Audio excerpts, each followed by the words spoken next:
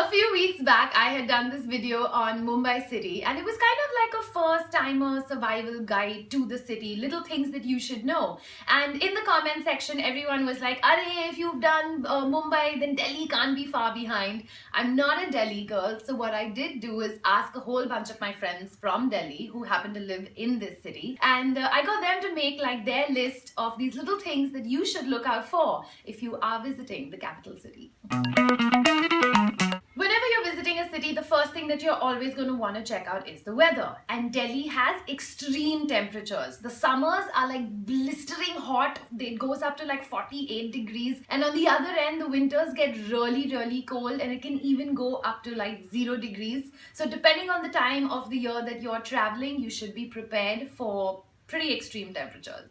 People in Delhi dress up very well, especially in the winter. And if you're coming like from the south of the country, because we barely experience a winter over there, when you go to Delhi, you better go with some really, really smart winter wear. But other than that, I have to tell you, whichever area you're going to, that's how you should decide what kind of clothes you should wear. So be smart about it, because also you need to be very conservative in certain areas with what you're going to wear. So if you are a student that is now moving to Delhi to study over there, or you're going to start working over there, one thing that you should make sure that you brush up on is your GK and your political knowledge. Because you don't want to be like standing 10 steps from Rashtrapati Bhavan and going, "Oh, I don't know who the Vice President of India is." And people are politically very, very aware. The next thing that you want to figure out if you are visiting a city is, what are you going to do once you're there? And Delhi is like, it's amazing. It's got some of the best historical monuments that our country has, and it's nice because it's all in the city. The Taj Mahal is really close by, so you can always do that drive into Agra and make your way over there. They've got beautiful roads. After all, it is the capital city. So it's very well maintained, wide roads, gardens, places that you can just go, hang out, relax. And don't even get me started on the food that they have, but that's another thing that we'll deal with. They've also got some of the best shopping ever.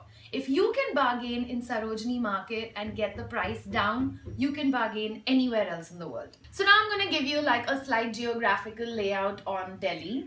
If this was South Delhi, this is like the fancy schmancy part of the city, and this is where all the VIPs, the who's who of Delhi would stay, all the embassies, the consulates, the pretty roads, the well-manicured lawns. If you want to see all of that, then you definitely want to go to South Delhi. The biggest part about North Delhi is North Campus, and that's where the Delhi University is. This is a misconception that even I had about Delhi.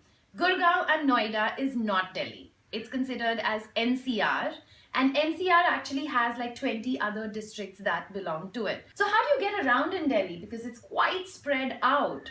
I think Delhi has one of the best public transport systems that we have in our entire country. You've got a lot of options that you can choose from, and the metro, that is the lifeline of the city. So if you are visiting, I would suggest don't get onto the roads, just get into the metro, because it's so well connected. You want to go north, south, NCR, anywhere, you will be able to make your way on the metro. Delhi has some of the best food that we have in our country. From local cuisine to North Indian cuisine to Japanese to Tibetan, they've got everything, and the food is so rich and so delicious. They have the best selection of restaurants, I think so, in the entire country. And they actually, like, street food is considered to be a separate cuisine over there. Delhi just has some of the best food that we have in our country. So we all know that Mumbai has some of the best nightlife in our country, and Bangalore has like some great bars as well, although they shut at 11:30. And Goa has like, of course, this epic all-night scene that can happen. But Delhi, other than having really cool clubs, also is very famous for its farmhouse parties. So if you get invited to a farmhouse party, I would suggest at least once you should go and check it out. It's quite a different scene. So I hope I've done enough justice to the capital city and I've tried to describe it as well as I can. So if you're ever visiting, I think we pretty much covered everything. But of course, you're going to tell me in the comment section below that, hey, you forgot to mention this and you forgot to mention that. I'm really looking forward to reading all your comments. Till then, like, comment and subscribe and welcome to the tribe. I'll catch you soon. It starts off as harmless cookies that websites send you, not the chocolate chip kind. These cookies are those little digital program websites use to track what visitors do and where they go. The makers of Lysol, when they first invented it, they decided to use it and market it as something that women could use to clean their private parts.